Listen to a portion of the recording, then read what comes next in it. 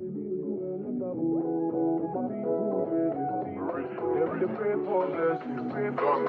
better living, are you feeling good tonight?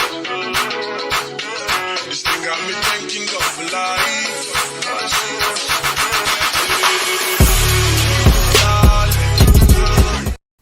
Hey guys, welcome back to my channel. So today I'm going to show you guys how I installed this pre-twisted Yankee twist crochet braids. First things first, of course, we have to do our braid down pattern. Now I was experiencing a bit of hair loss on my edges just due to postpartum, so I decided to do a different braid down for this look, just to kind of hide the perimeters, because I feel like I don't have hair to grip to cornrows. So I wanted to do this particular braid pattern to accommodate that. Now you can opt for whatever you're more comfortable with. This does not have to be a pattern that you go for, just whatever works for the, whatever works for the way that you plan on styling the hair. Now I'm just gonna be, I guess loosely braiding my hair because I don't want to put too much tension on it. As you can see, the edge right there literally does not have any hair. So I had to kind of finesse that part. So depending on where you want your parting to be is where you're going to create your part, essentially, or your starting point. I was going to opt for a middle part, hence why I did the, parting down the middle, and then I'm going to create the parting by reverse braiding. Now this can be difficult if you're DIYing your cornrows, so if you can get help to get this done, go ahead and do so. I love crochet because even after you take your crochet down, you can still keep your cornrows and put a wig over your cornrows, so it's like a 2-for-1, so nothing is lost. So yeah, I'm just gonna braid backwards to kind of get that perimeter and braid that parting section done, and then after that it becomes a bit less annoying.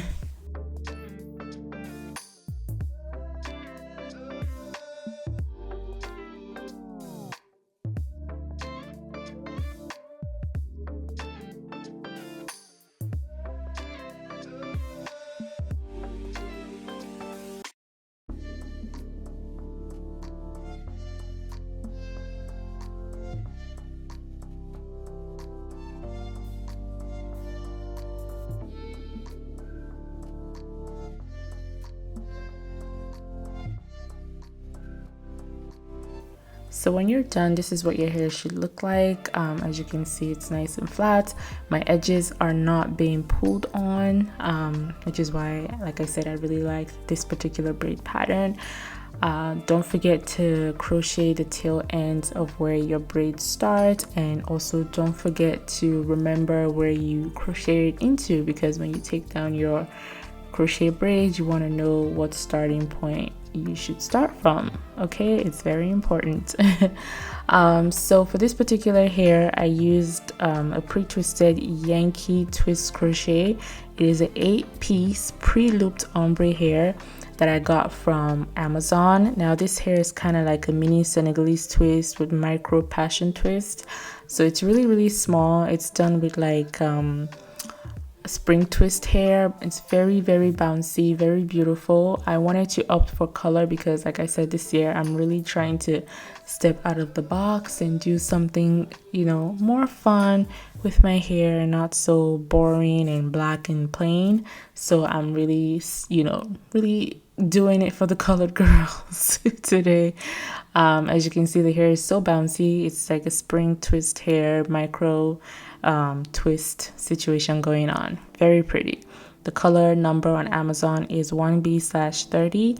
Be sure to check out the link in my description to get direct access to this particular vendor. So for the installation part of this, it can be very tedious because, like I said, this is a micro twist. If you want it full, it's going to take some time, but it can be done. I used a total of 8 pieces. I literally just placed one order on Amazon. It comes in 8 pieces. That is what I used. I wanted it fuller, but I felt like I'm glad I just stuck with the 8-piece because my head is not that big, and honestly there was not enough space to fit all that hair in. So it was the right amount of hair for my head size. Now, if you have more hair and you have a bigger head, I would advise that you order 2 quantity of this hair so that way you have options to work with. The hair all comes in one length. I don't remember the particular length that I ordered, but I'll be sure to write it down in the description. So make sure you check that out if you want this particular length. Now, if you're looking for a very unique color like this, your order might take a couple weeks to come in, like mine did. But if you're looking for like a basic black, brown, whatever, then you may be able to get your order within the next day or a couple days. Just keep that in mind. But yeah. Glad we got that out of the way.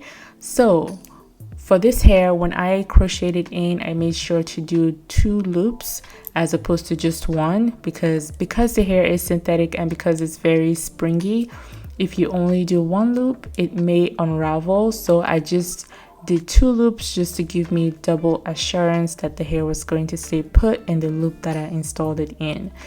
Other than that, this hair was amazing. I didn't do anything to this hair after I was done installing it. It was very quick, very easy. It just takes time if you want it to be full.